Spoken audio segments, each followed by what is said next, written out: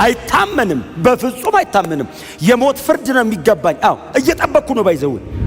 ለእውነት የሚሆን አርነት የምናገኘው በእግዚአብሔር ቃል ብርሃን ውስጥ ነው። ይሄ ዕውቀት ዝም ብሎ መረጃ አይደለም። ኢየሱስ ካህን ነው ስል መረጃ እየሰጧቸው አይደለም። በእግዚአብሔር ፊት እኔን ይዞ ለመቆም ብቃት ተገኝቷል። መቀመጥ የሚያመለክተው ስራ መጨረስን ነው። ጻፉት። ይሄንን ዝም ብሎ መኖር አይደለም የዘላለም ሕይወት። እውነተኛ አምላክ የሆነውን አብን የላከውን ኢየሱስ ክርስቶስን ማወቅ እሱ ነው የዘላለም ሕይወት። ሳያቅ ነፃ የወጣ ሰውዬ እንዴት ነፃ እንደወጣ ስለማያቅ ተመልሶ ባሪያ የመሆን እድሉ ብዙ ነው። በጣም መጸለይ ያለብን። ጸሎት ኃይል ያስታጥቀናል። ጸሎት በጣም በጉልበት ይሞላናል። ዕውቀት ግን ነፃ ያወጣናል። ባወቃችሁበት በኩል አርነታችሁ ይቆያል። ተቀምጧል የሚለው ቃል ጨርሷል ማለት ነው። ኢየሱስ ማን እንደሆነ ከገባን፣ መስቀል ላይ ምን እንደሰራ ከተረዳን፣ በእግዚአብሔር ቤት የምንኖርበትን አኗኗር ይቀይረዋል። ከዚህ ዓለም ጋር ያለንንም ግንኙነት ይቀይረዋል። ቶታሊ የሰውን ሕይወት የሚቀይረው ዕውቀት ነው። ኢየሱስ ጨርሶ ስለተቀመጠ ከዚህ በኋላ ሌላ ካህን አያስፈልገኝም። ሰው ብሉይ ኪዳን እንኳን አሮን ገብቶለት ደስ ብሎት ይኖራል። እንኳን ኢየሱስ ገብቶ እኛ የኃጢአት ዕዳ ነው በአብ ፊት ነው መክፈል አንችልም። እግዚአብሔር በግራ በኩል ነህ ካለ ባይዘው ኃጢአተኛ ነህ ማለቱ ነው እንጂ በዚህ በኩል ቆመሃል እያለ አይደለም። በቀኜ ነህ ካለ ደግሞ በቃ ጸድቀሃል ነው። ስለ በደለኛው ስለ ኃጢአተኛው ሰው ነው ጨርሶ ተቀምጧል የሚለው ስለ እኔ ነው። መጨረሱን እኮ መስቀል ላይ ተናገረ።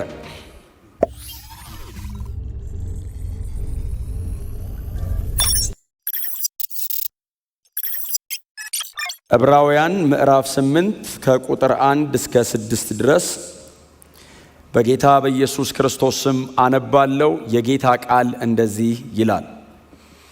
እንግዲህ የምንናገረው ዋናው ነገር ይህ ነው።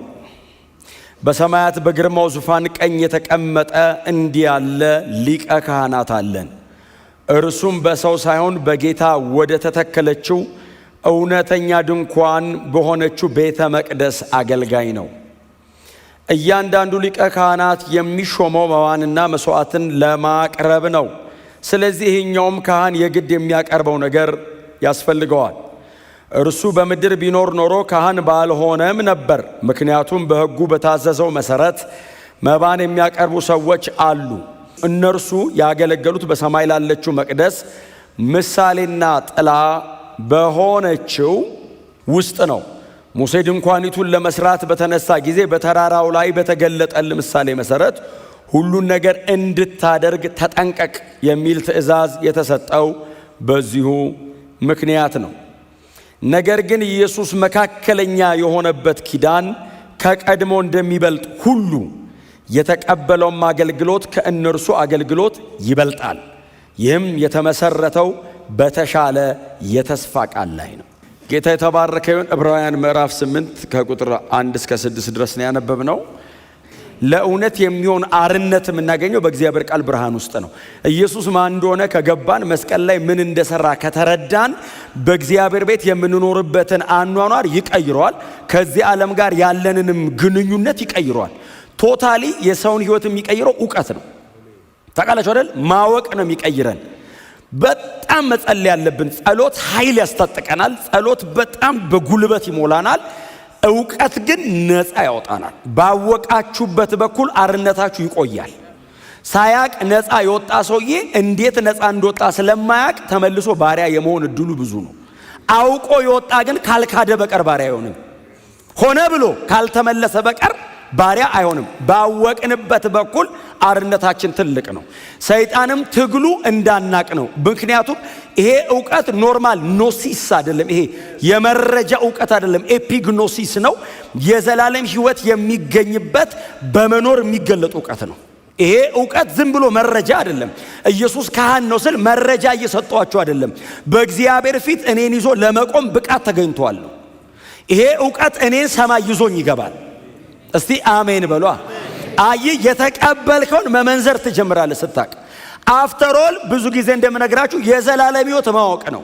ዝም ብሎ መኖር አይደለም የዘላለም ሕይወት። እውነተኛ አምላክ የሆነውን አብን የላከውን ኢየሱስ ክርስቶስን ማወቅ እሱ ነው የዘላለም ሕይወት።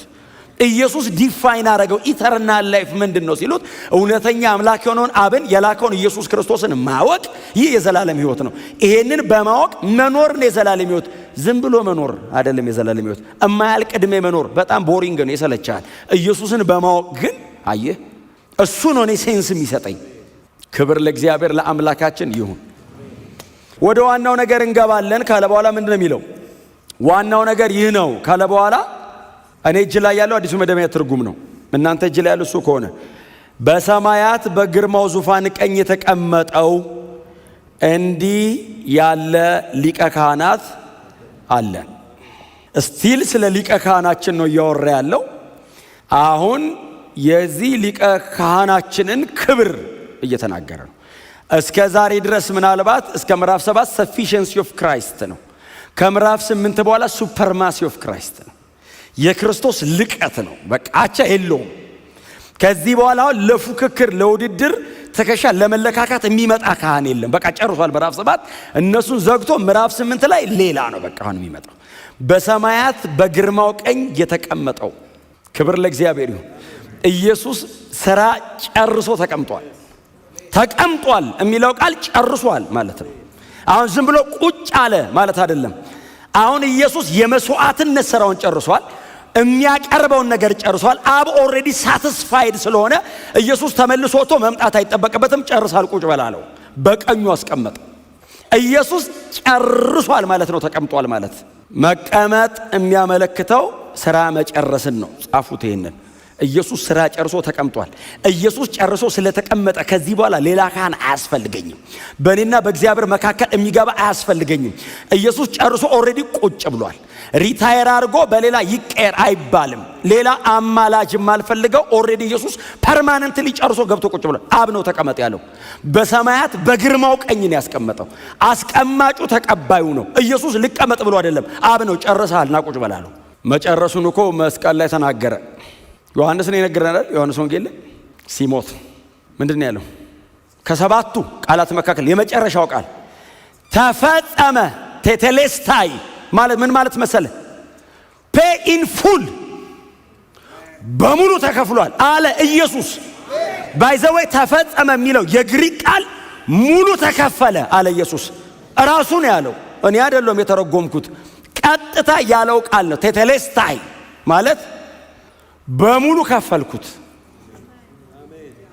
ሰው ብሉይ ኪዳን እንኳን አሮን ገብቶለት ደስ ብሎት ይኖራል፣ እንኳን ኢየሱስ ገብቶ። እግዚአብሔር ከዚህ በኋላ በዕዳ አይዘንም።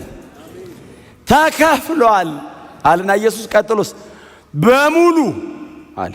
የቀረ ብሎ ሰይጣን እንዳይፈልግ ኢየሱስ ያለብንን በሙሉ ዘግቶት አብ ጨርሻለሁ አለ። ሲያየን ነፃ ነህ ናግባ። አንድ በጣም የሚያስደስተኝ ቃል አለ። ቆላስይስ ምዕራፍ 2 ቁጥር 14 ጀምሮ በመስቀሉ ነው የሚለው ሲቃወመንና ሲጻረረን የነበረውን የዕዳ ጽሕፈት ምን ዋለ ሰለ።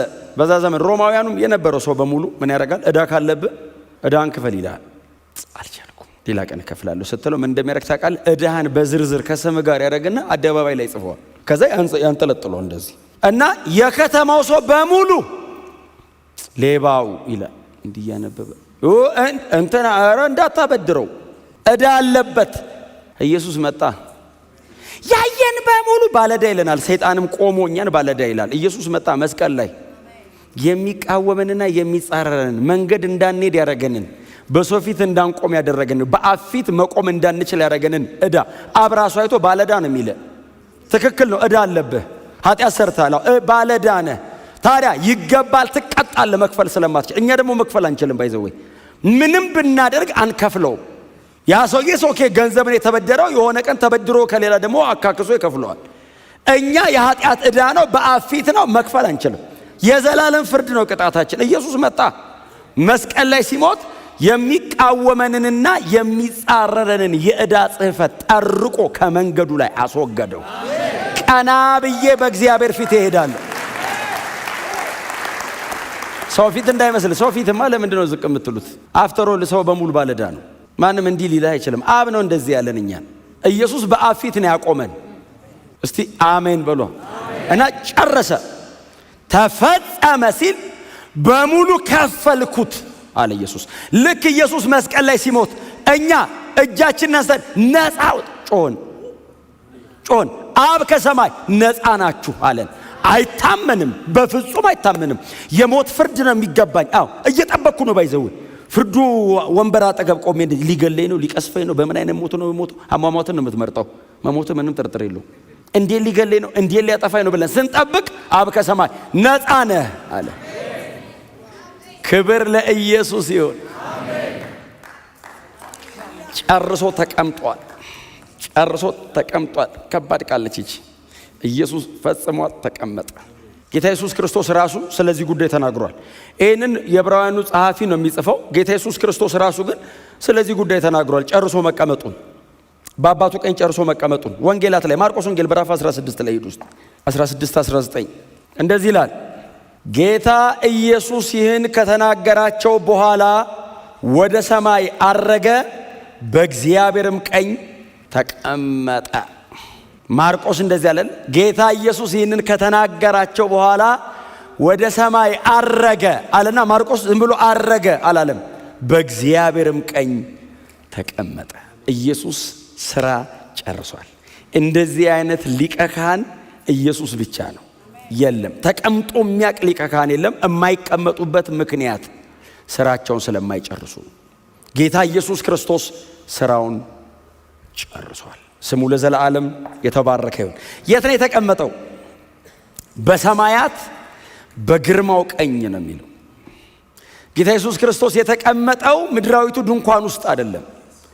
በሰማይ ምሳሌ የተሰራች አለች። ወደ ታች ወረድ ብሎ ሲነግረን እግዚአብሔር ለሙሴ አዞታል።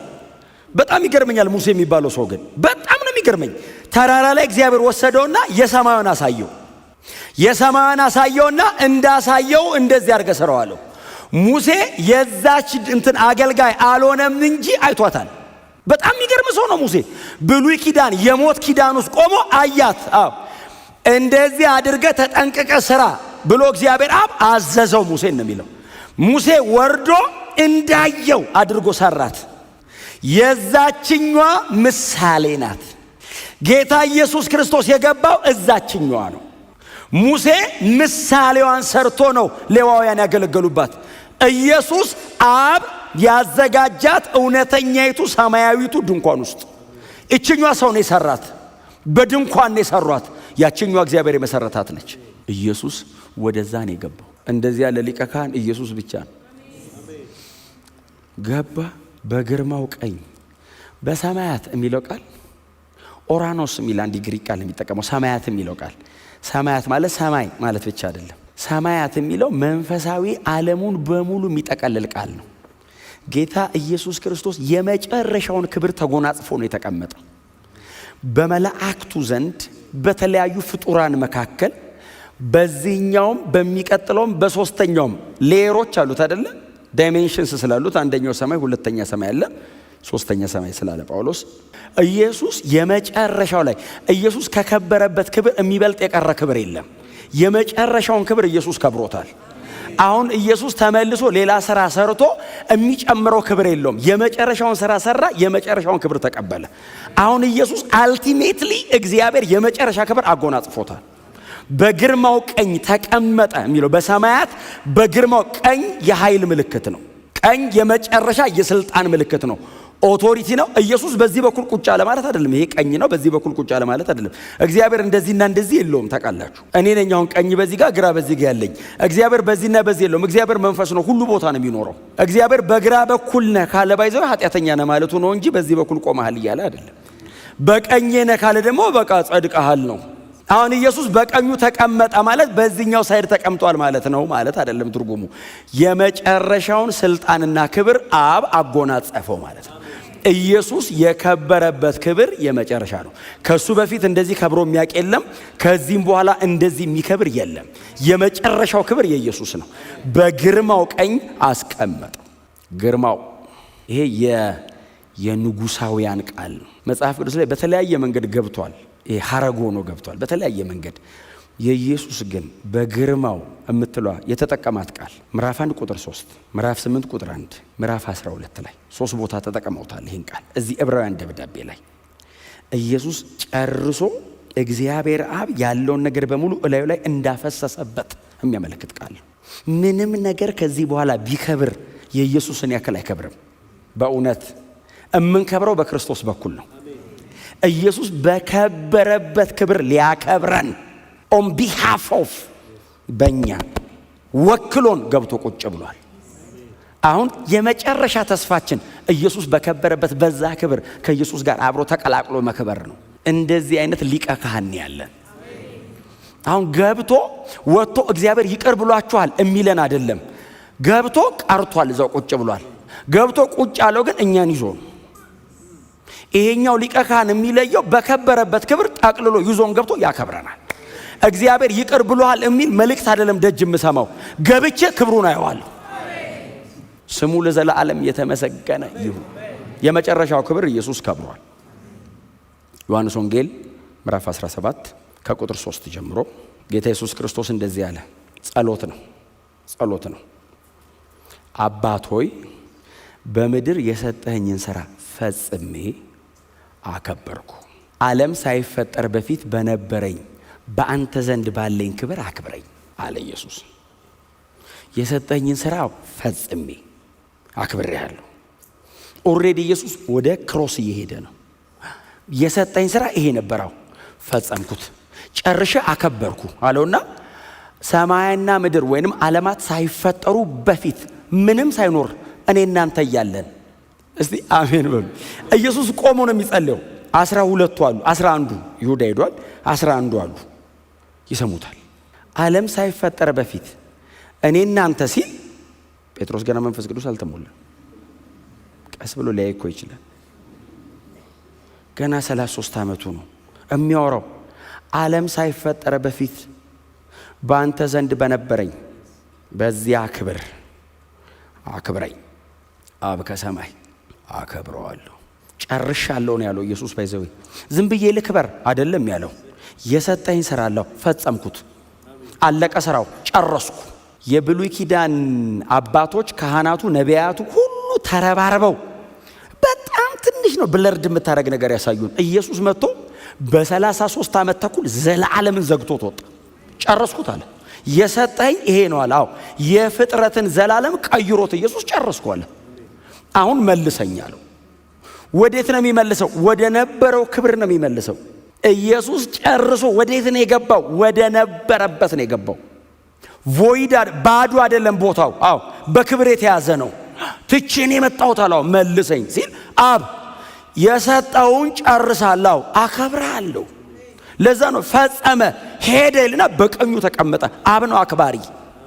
ኢየሱስን ያከበረው አብ ነው። አብ ነው አክባሪ። ኢየሱስስ ወደ አባቱ ነው የሚጮኸው። አባ አለ። ሰጠኝ ነበር ስራው፣ ጨረስኩ። አባ አለ። በመለኮትነቱ ላይ ሰውነትን ጨምሮ ወደ ምድር ታዞ አባቱ አርግ ያለው ለማድረግ ነው የመጣው። ጨረስኩ። ሰጠኝ ነበር፣ ያው ጨረስኳል። ሪፖርት አቀረበ። አንደኛ ቆሮንቶስ 15 ላይ ያለው ቃሉ እኮ ፈንክሽናሊ ሰቦርዲኔት ኢየሱስ በምግባር መገዛቱን የሚያመለክት እንጂ ፖዚሽናል አይደለም። ቃሉ ፖዚሽናል አይደለም። በማንነት ደረጃማ ኢየሱስ ለዘላለም የኖረ እግዚአብሔር ወልድ ነው። አሁን እየተናገረ ያለው የተሰጠውን ሥራ ጨርሶ በእግዚአብሔር ፊት እያቀረበ ነው። ሁሉን ላስገዛለት ይገዛል ማለት ፈንክሽናሊ በተግባር በምግባር ደረጃ መገዛቱን እሺ ማለቱን መታዘዙን የሚያመለክት እንጂ በማንነት ደረጃ ዓለማት ሳይፈጠሩ ለዘላለም ከአብ ጋር የኖረ ነው። ኢየሱስ አዲስ ክብር ውስጥ አይደለም የገባው፣ የነበረው ጋር ነው የተመለሰው። ከነበረው የሚበልጥ የለም። እግዚአብሔር ወልድ ነው እሱ እኮ ለዘላለም። አሁን ወደ ምንም አያድግም፣ ያለቀለት ነው። ትቶ የመጣው ጋር ነው ተመልሶ የገባው። ለዘላለም እግዚአብሔር ወልድ ነው። በፍጹም ሰውነቱ ለዘላለም ደግሞ ከዚህ በኋላ ስለኛ በሰማይ ይታያል። ይሄ የእምነታችን ሚስጥር ነው። ባይዘው በፍጹም ሰውነቱ በእግዚአብሔር ፊት ደግሞ እኛን ወክሎ ቀርቦ ይታያል። በእግዚአብሔር ወልድነቱ ደግሞ በአማኞች ውስጥ ሁሉ ደግሞ ይኖራል። ይሄ ሚስጥር ነው። በቃ ምንም ልናደርገው አንችልም። ትምህርተ ክርስቶስ ላይ ያለ ሚስጥር ነው። ኢየሱስ በአብ ቀኝ ይታያል ስላንተ። አዎ አሁን እየታየ ነው። በአንተ ውስጥ ይኖራል። ኦፍ ኮርስ አሁን አለ እኔ ውስጥ። ቆላስያስ ምዕራፍ 1 ቁጥር 27 እንደሱ አይደለም ይላል? የክብር ተስፋ የሆነው ክርስቶስ በእናንተ ማደሩ ነው። ክርስቶስ በአማኞች ሁሉ አድሯል። በሰማይስ አሁን በእግዚአብሔር ፊት ስለኔ እየታየ ነው። ስራውን ጨርሶ አዎ ቁጭ ብሏል። እኔን ወክሎ አዎ በእግዚአብሔር ዘንድ አለ። እኔ በሚያስፈልገኝ ነገር ሁሉ ለማገዝ እኔ ወስጣለሁ። በመንፈስ ቅዱስ አማካኝነት የሚያስፈልገኝ ነገር በሙሉ ወደ እኔ ያቀርባል። ስሙ ለዘላለም የተመሰገነ ይሁን። በአብ ቀኝም በእኛ ውስጥም አለ። ፉሊ ሰው ነው፣ ለዘላለም ደግሞ በሙሉ አምላክ ነው። ፍጹም ሰው ነው። አሁን በሰማይ በሰውነቱ እኛን ወክሎ ይታያል። የዘላለም አምላክ በመሆኑ ደግሞ በሁላችን ውስጥ ደግሞ በእምነት አድሯል። ጎናችሁ ያለው ሰው በአብ ቀኝም አንተ ውስጥም ኢየሱስ አለ በሉት። this is mystery። የዚህ ደብዳቤ ጸሐፊ የሚናገረው እሱን ነው። ምዕራፍ 2 ላይ ሊያግዘን እንደሚመጣ፣ ምዕራፍ 4 ላይ እንደሚራራልን፣ እንደሚረዳን፣ እንደሚያግዘን እኮ ተጽፏል። በአብ ቀኝ ያለው የተቀመጠው ሳክሪፊሻል የሆነውን የመስዋዕትነት ስራውን ጨርሶ ተቀምጧል።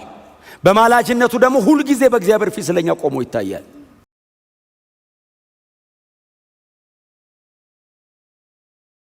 ክብር ለዘላለም ለአምላካችንና ለአዳኛችን ለጌታ ለኢየሱስ ይሁን። አንድ ቃል አለ አይደል? ሁለተኛ ጴጥሮስ ምዕራፍ 1 ላይ ኢየሱስን ምን ብሎ ይጠራዋል ጴጥሮስ? አዳኛችንና አምላካችን። he is our God and savior, our God and savior። አምላካችንና አዳኛችን ለሆነው ለእርሱ ይላል። ስሙ ለዘላለም የተመሰገነ ይሁን። ወዳጆቼ ኢየሱስ ስለኔና ስለናንተ ነው ስራ የጨረሰው። ምንም አሳይመንት የለበትም። የሚከፍለው ዕዳ በላዩ ላይ የለበትም። ስለኔ ነው። ስለ በደለኛው ስለ ኃጢአተኛው ሰው ነው ጨርሶ ተቀምጧል የሚለው ስለኔ ነው። ፈጽሞ በእግዚአብሔር ፊት አለ የሚለው ስለኔ ነው። ስለ አንድ ኃጢአተኛ ስለኔ ነው። ይሄንን አንደርስታንድ ማድረግ በእግዚአብሔር ቤት የምኖርበትን ነፃነትን ይቀይረዋል።